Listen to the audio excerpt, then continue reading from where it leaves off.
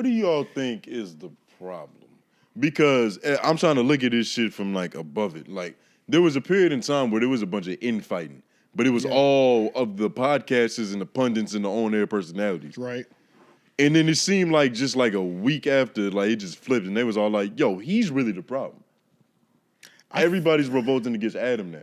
I think that he's always been the problem, and I think he's always been the fuel to the fire. They was kind of playing house nigga a little bit. A few of them were kind of playing house nigga and turning the other cheek and ignoring him. One thing that I didn't like that a lot of the, especially AD, I didn't like that anytime somebody, because you know Adam22 went to Joe Budden's podcast months ago, and they were criticizing him for how he treats the black community and how he profits off of LA gang culture, pretty much. And I don't like that he uses this as his, I can't be a bad person or bad to the black community because I hire black people. And that was one thing that AD used to say all the time. AD would be defending him and say that was their only go-to.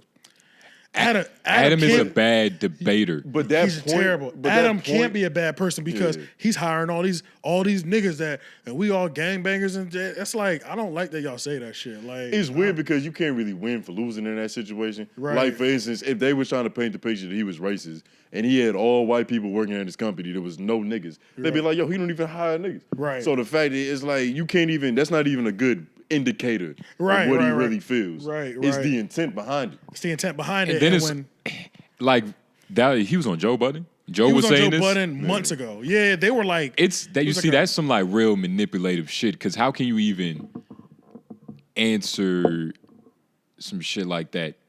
Like, how do you have a point to somebody like you're a racist?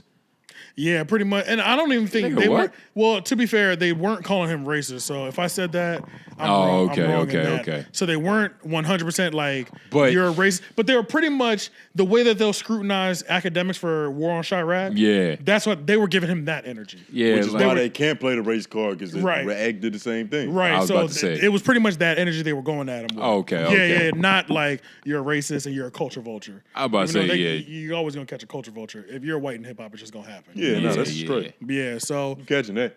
Yeah, no questions asked. But yeah, they created a YouTube channel. You know, like they've got like 40,000 subscribers now, and it's been a couple days. Their regular shows have continued, which is Back on Fig and Community, but they have not dropped on this network, and I don't like that. I mean, it's already kind of seemed like Pun's been bitter.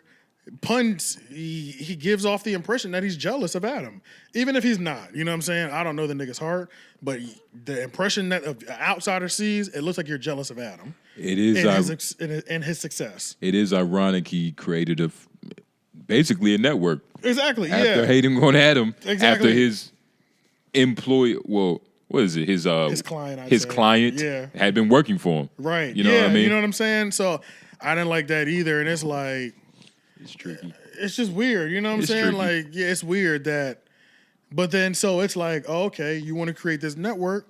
Let's see you deal with the same trials and tribulations that Adam dealt with. Now we get to watch you because if even the little what do they call them, like the header on like YouTube, whatever, like the top banner on the whatever. Yeah. Like the picture is like Pun in the middle, and then it's like the Back on Fig people on one side, all the people associated with the network, and there's like 8 personalities associated with this. He got on a sugar. And you see, like, what is Pun gonna be talking about? Like, why is he? And this is another thing. Most of Pun's live stream shows are no jumper drama. That shit is gonna fail. This shit is gonna fail. Yeah, bro. Like Adam is a terrible person, but he's a wonderful boss. Like I remember the moment.